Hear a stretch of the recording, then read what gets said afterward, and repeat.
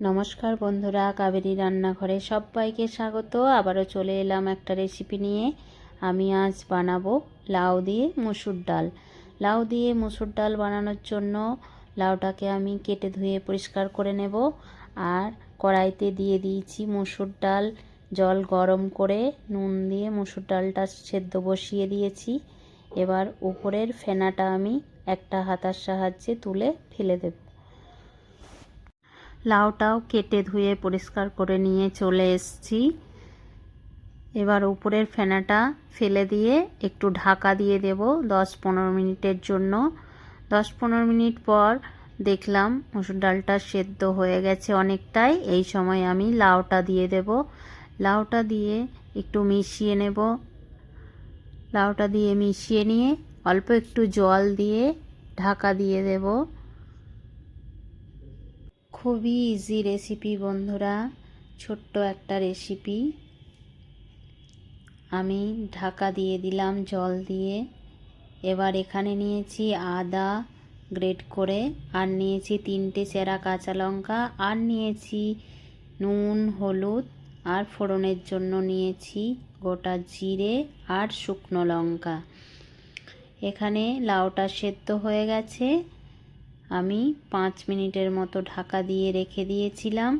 এবার আমি একটা বাটির মধ্যে তুলে নেব। আমি একটা বাটির মধ্যে তুলে নিয়েছি। এবার গ্যাসে আবারও কড়াই বসিয়ে দিয়েছি পরিষ্কার করে। দিয়ে দেব সর্ষের তেল। তেলটা গরম হয়ে গেছে। এবার ফোড়নে দিয়ে দেব একটা শুকনো লঙ্কা আর গোটা জিরে। ফোড়নটা দিয়ে বেশ ভালোভাবে ভেজে নেব। খুবই ইজি রেসিপি বন্ধুরা, আমি যেরকম করে বানাচ্ছি সেরকম করে একবার বানিয়ে দেখবেন, খেতে খুবই ভালো লাগে। সম্পূর্ণ নিরামিষ রান্না। ফোড়নটা বেশ ভালোভাবে ভাজা হয়ে গেছে। এই সময় গ্রেট করে রাখা আদাটা দিয়ে দেব। আদাটা দিয়ে একটু নাড়িয়ে নেব। একটু নাড়িয়ে নিয়ে চেরা কাঁচা লঙ্কাগুলো দিয়ে দেব। আপনারা আপনাদের পছন্দ মতো ঝালটা এখানে ব্যবহার করবেন। আর দিলাম হলুদ গুঁড়ো পরিমাণ মতো নুন দিয়ে দিলাম। এবার ভালোভাবে মিশিয়ে নিয়ে সেদ্ধ করে রাখা ডালটা দিয়ে দেব। ডালটা দিয়ে বেশ ভালোভাবে ফুটিয়ে নেব। খুব কম তেল মশলায় এই ডালটা রান্না হয়ে যায়।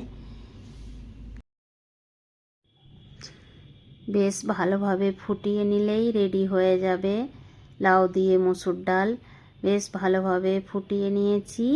এই সময় ব্যালেন্সটা ঠিক আনার জন্য উপর থেকে আমি একটু চিনি দিয়ে দেব। চিনি দিয়ে বেশ ভালোভাবে মিশিয়ে নিয়ে গ্যাসটা অফ করে নামিয়ে নেব। এই ডালটা ভাত, রুটি, লুচি, পরোটা সবের সঙ্গে খাওয়া যায়। আমি নামিয়ে নিয়েছি। আমার লাউ দিয়ে মুসুর ডাল রেডি হয়ে গেছে। প্লিজ আমার ভিডিওগুলো যদি আপনাদের ভালো লেগে থাকে তাহলে লাইক, শেয়ার, সাবস্ক্রাইব, কমেন্ট করবেন। এতক্ষণ ধরে ধৈর্য ধরে আমার ভিডিওটি দেখার জন্য অসংখ্য ধন্যবাদ সকল বন্ধুদের।